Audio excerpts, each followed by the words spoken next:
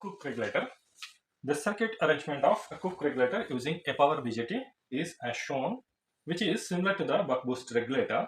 The Cuk regulator provides an output voltage which is less than or greater than the input voltage, but the output voltage polarity is opposite to that of input voltage.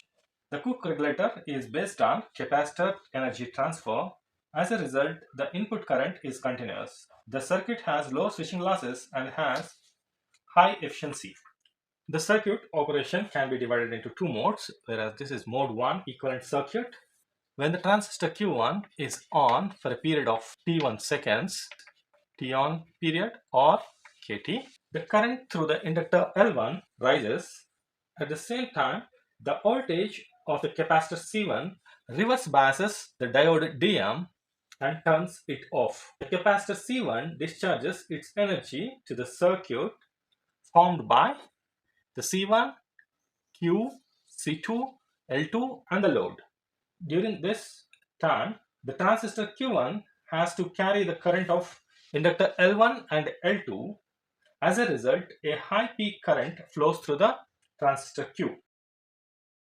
Mode 2 operation. When the transistor Q1 is off at T equals to T1 for the period of T off, that is T2 or 1 minus K of T, diode DM is forward biased and the capacitor C1 is charged through L1, DM and input supply, and the energy stored in the inductor L2 is transferred to the load.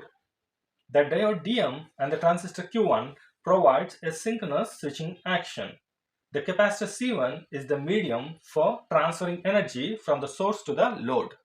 Since the capacitor provides the energy transfer, the ripple current of the capacitor C1 is also high. This is the equivalent circuit for mode 2.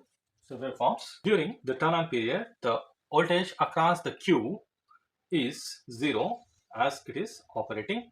During turn off period, voltage across the terminals of the Q will be equal to Vs minus L1 d Is by dt. This is T2, this is T1. Voltage across the wheeling diode during the turn on will be equal to Vc1. During the turn off, it will be 0. Current through the inductor L1 is going to increase from minimum point to maximum point during the turn on time. Similarly, L2 is also going to increase from the minimum point to maximum point during the turn on. And during the turn off time, the current through L1 is going to reduce from maximum to minimum value. And L2 also going to decrease from maximum to minimum value. And this difference is delta I L1 and this difference is delta I L2.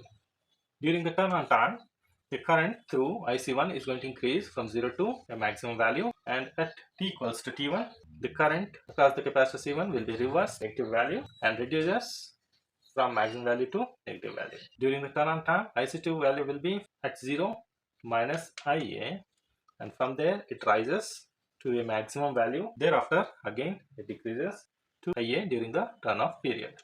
Vc2 will be equal to Vs at 0, then it starts increasing, reaches the maximum value of Vc2, then starts decreasing back to Vs during the turn on period, and again in turn off period starts decreasing to a minimum value.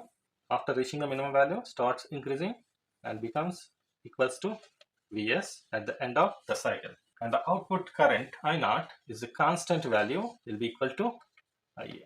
The peak to peak value is delta Vc2.